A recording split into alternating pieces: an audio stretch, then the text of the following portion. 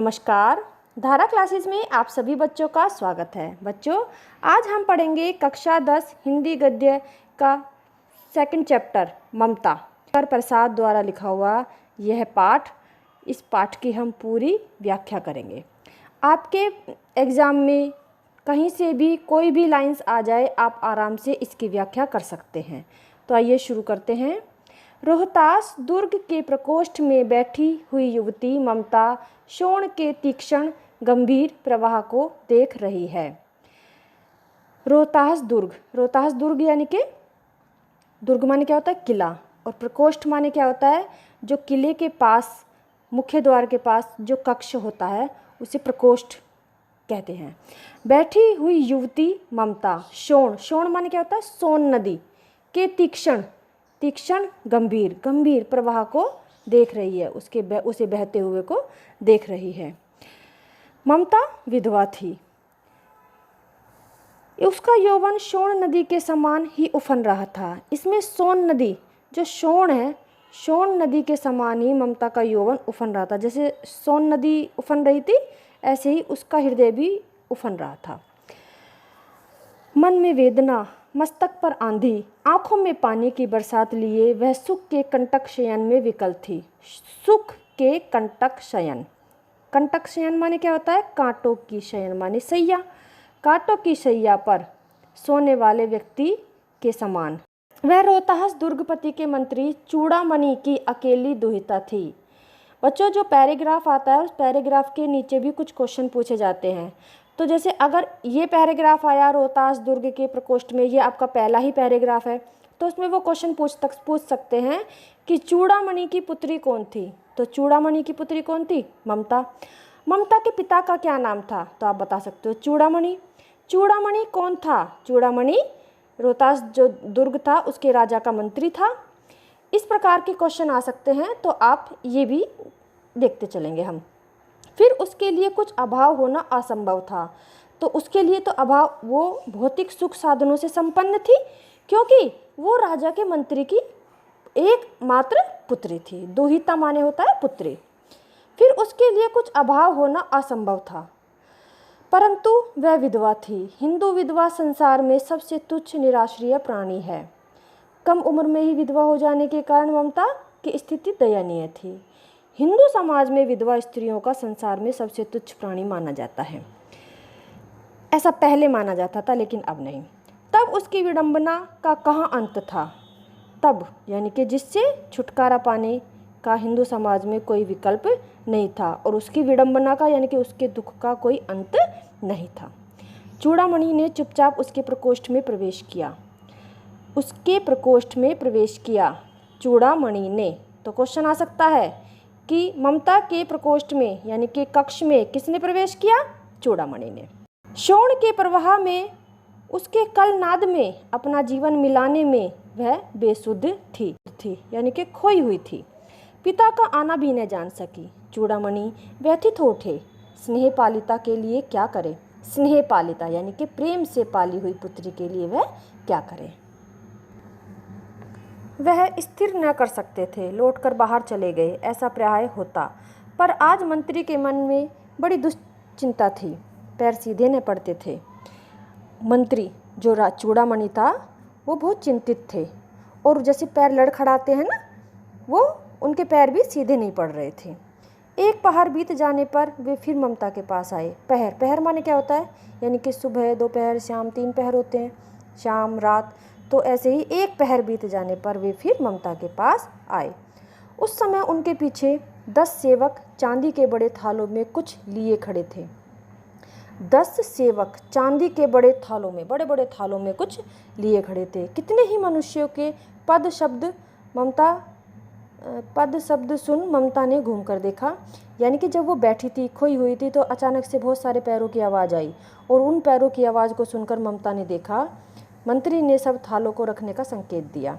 जो वो सेवक थाल लिए हुए खड़े थे, तो मंत्री ने उन्हें इशारा किया कि ये थाल रख दो। अनुचर थाल रखकर चले गए। अनुचर माने क्या होता है? सेवक। जो सेवक थाल लिए होते वो रखकर चले गए। ममता ने पूछा, यह क्या है पिताजी? तेरे लिए बेटी उपहार है। कहकर चूड़ामणि ने उसका आवरण उलट दिया। आवरण, आवरण माने क्या होता है? जो ढका हुआ कपड़ा था, जिन थालों के ऊपर ढका हुआ था, उसको हटा दिया। स्वर्ण का पीलापन और उसकी सुनहली संध्या में विकीर्ण होने लगा। स्वर्ण का पीलापन यानी कि जो सोने की चमक थी वो संध्या में मिलने लगा, फैलने लगा। विकीर्ण माने होता है फैलने लगा। ममता चौंक उठी। इतना स्वर्ण, यह कहाँ से आया? चुप रहो ममता, यह तुम्हारे लिए है। तो क्या आपने मलेच्छा का उत्कोच स्वीकार कर लिया? मलेच्छा, मलेच्छा माने क्या होता है? पापियों का, तुच्छ लोगों का। उत्कोच, उत्कोच माने क्या होता है? रिश्वत, घूस, भ्रष्टाचार। तो क्या आपने उन पापियों का, उन तुच्छ लोगों की ये घूस यानी कि रिश्वत स्वीकार कर ली? पिताजी, यह अनर्थ है, अर्थ नहीं। अनर्थ माने ये ठीक नहीं है। लौटा दीजिए, लौटा दीजिए पिताजी। हम लोग ब्राह्मण हैं, इतना सोना लेकर क्या करेंगे? इस पतोन्मुख प्राचीन सामंत वंश का अंत समीप है। पतोन्मुख यानी कि हार की ओर मुख देखने वाले सामंत वंश का अंत समीप है। बेटी, किसी भी दिन शेरशाह रोहिताश पर अधिकार कर सकता है। उस दिन मंत्रित्व न होगा, तब के लिए बेटी। रोहतास यानी कि जो उसका किला था, वो कह रहे थे, चूड़ामणि कह रहे थे कि जो शेरशाह है वो कभी भी इस किले पर अपना कब्जा कर सकता है, तो उस बुरे समय के लिए यह हमें काम आएगा। हे भगवान, तब के लिए, विपद के लिए, विपद माने होता है विपत्ति के लिए, आपत्ति के लिए इतना आयोजन, परमपिता परमेश्वर की इच्छा के विरुद्ध इतना साहस। पिताजी, क्या भीख भी न मिलेगी? क्या कोई हिंदू भूपृष्ठ पर न बचा रहेगा जो ब्राह्मण को 2 मुट्ठी अन्न न दे सके? फिर दीजिए पिताजी, यानी इसको लौटा दीजिए। मैं कांप रही हूँ, यानी कि मैं बहुत भयभीत हो रही हूँ। इसकी चमक आँखों को अंधा बना रही है, यानी कि जो रिश्वत ली थी, सोने की चमक, वो बोल रही है कि मुझे अंधा बना रही है, मैं इसकी चमक को नहीं देख पा रही हूँ। मूर्ख है, कहकर चूड़ामणि चले गए। दूसरे दिन जब डोलियों का तांता, तांता, तांता माने क्या होता है? बहुत सारी डोलियाँ, भीतर आ रहा था, ब्राह्मण मंत्री चूड़ामणि का हृदय धक धक करने लगा। धक धक करने लगा यानी कि घबराने लगा। वह अपने को रोक न सका। उसने जाकर रोहतास दुर्ग के तोरण पर डोलियों का आवरण खुलवाना चाहा। उसने जाकर रोहतास दुर्ग के तोरण पर डोलियों का आवरण खुलवाना चाहा।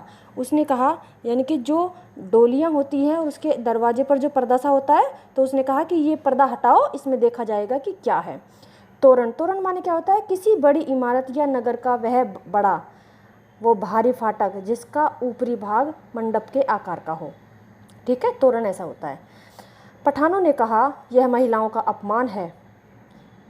पठानों ने कहा, यह महिलाओं का अपमान है।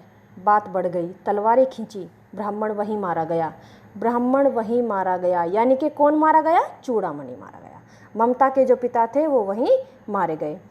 और राजा, रानी और कोष सब छली शेरशाह के हाथ पड़े, यानी कि जो राजा थे, रानी थे और जो जितना भी खजाना था वो सारा शेरशाह ने हड़प लिया। निकल गई ममता, यानी कि ममता वहाँ से भाग गई। और डोली में भरे हुए पठान सैनिक दुर्ग भर में फैल गए। और जितने भी डोली में स्त्रियां नहीं थी, महिलाएं नहीं थी, डोली में कौन थे? सैनिक। और सैनिक डोलियों में से निकलकर पूरे दुर्ग यानी कि पूरे किले में फैल गए। उत्तर में धर्मचक्र विहार मौर्य पर गुप्त सम्राटों की कीर्ति का खंडर था। यहाँ से भी आपकी एक व्याख्या आती है। काशी के उत्तर में धर्मचक्र विहार यानी कि बिहार में मौर्य पर गुप्त सम्राटों की कीर्ति का खंडहर था। चूड़ा, तृण गुल्मों से ढके हुए प्राचीर, ईंटों के ढेर में बिखरी हुई भारतीय शिल्प की विभूति ग्रीष्म की चंद्रिका अपने को शीतल कर रही थी। भग्नचूड़ा, किसी चीज का सबसे ऊंचा वाला भाग। भग्नचूड़ा, भग्नचूड़ा माने होता है टूटा हुआ। तृण गुल्मों से ढके हुए, तृण, तृण माने होता है तिनकों से, गुल्मों माने झाड़ियों से ढके हुए। प्राचीर, प्राचीर माने होता है, प्राचीर माने होता है चाहर दीवारी।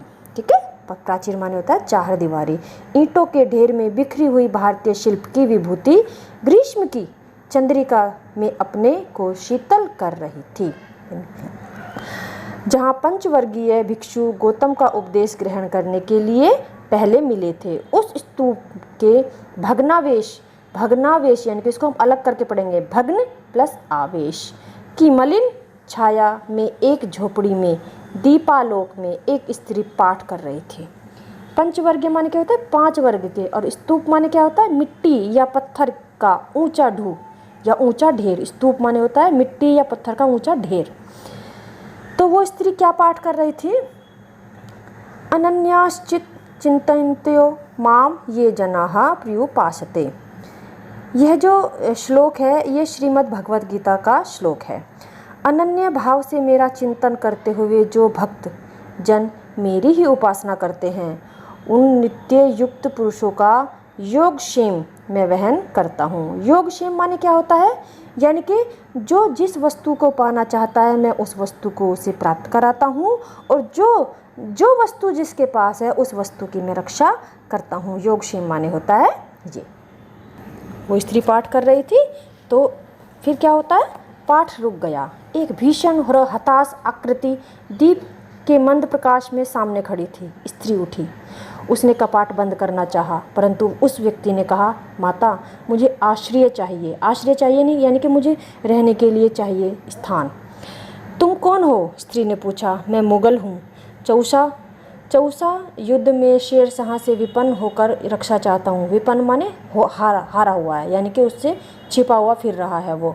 चौसा का युद्ध मुगल सम्राट हुमायूं और अफगान के शेरशाह सूरी के बीच हुआ था। तो अब देखिए, दरवाज़ा किसने खटखटाया था? हुमायूं ने। और कपाट बंद किसने करना चाहा? ममता ने। और किस के चौसा, कौन सा युद्ध हुआ था? चौसा के युद्ध में कौन हारा था, कौन जीता था? ऐसे किसी भी प्रकार के क्वेश्चन पूछे जा सकते हैं। इस रात अब आगे चलने में असमर्थ हूँ। क्या शेरशाह से? स्त्री ने ओठ काट लिए। हाँ माता, परंतु तुम भी वैसे ही क्रूर हो। वही भीषण रक्त की प्यास, वही निष्ठुर प्रतिबिंब तुम्हारे मुख पर भी है। सैनिक, मेरी कुटी में स्थान नहीं, जाओ कहीं दूसरा आश्रय खोज लो। अब इससे आगे भी ये आपकी व्याख्या बनती है।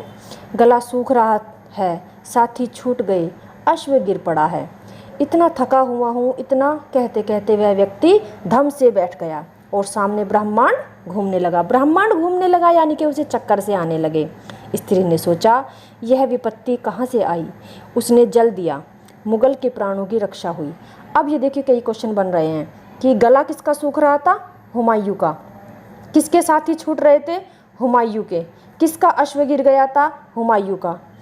कौन थका हुआ था? ठीक है, कहते कहते कौन व्यक्ति को ब्राह्मण घूमने लगा? किस व्यक्ति के ब्राह्मण घूमने लगे? तो इसमें ऐसे ही बहुत सारे क्वेश्चन बन रहे हैं बेटा। उसने जल दिया, मुगल के प्राणों की रक्षा हुई। तो जल किसको दिया? हुमायूं को दिया। वह सोचने लगी, सब विधर्मी दया के पात्र नहीं, मेरे पिता का वध करने वाले आतताई। घृणा से उसका मन विरक्त हो गया। स्वस्थ होकर मुगल ने कहा, माता तो फिर मैं चला जाऊं? फिर विचार कर रही थी, मैं ब्राह्मणी हूँ, मुझे तो अपने धर्म अतिथि देव की उपासना का पालन करना चाहिए, परंतु यहाँ नहीं, सब विधर्मी दया के पात्र नहीं, परंतु यह दया तो नहीं, कर्तव्य करना है। तब मुगल अपनी तलवार टेक कर उठ खड़ा हुआ। ममता ने कहा, क्या आश्चर्य है कि तुम भी छल करो, ठहरो। ममता ने मन में कहा, यहाँ कौन दुर्ग है? यह झोपड़ी न, जो चाहे ले लो, मुझे अपना कर्तव्य करना पड़ेगा। वह बाहर चली आई और मुगल से बोली, जाओ भीतर, थके हुए भयभीत पथिक। तुम चाहे कोई हो, मैं तुम्हें आश्रय देती हूँ। मुखमंडल देखा, उसने मन ही मन नमस्कार किया। ममता पास की टूटी हुई दीवार में चली गई। भीतर थके पथिक ने झोपड़ी में विश्राम किया। प्रभात में खंडर की संधि से ममता ने देखा, सैकड़ों अश्वारोही उस प्रांत में घूम रहे हैं। अश्वारोही माने तो घोड़े पर, ठीक है, घोड़े पर चढ़कर सैकड़ों माने 100 से भी अधिक प्रांत में घूम रहे हैं। वह अपनी मूर्खता पर अपने को कोसने लगी। क्यों कोसने लगी? क्यों? उसने सोचा, मैंने क्यों इसको आश्रय दे दिया, इससे तो देखो यहाँ भी मुसीबत आ गई। अब इस झोपड़ी से निकलकर उस पथिक ने कहा, मिर्जा मैं यहाँ हूँ। शब्द सुनते ही प्रसन्नता की चित्कार ध्वनि से वह प्रांत गूंज उठा। क्यों गूंज उठा?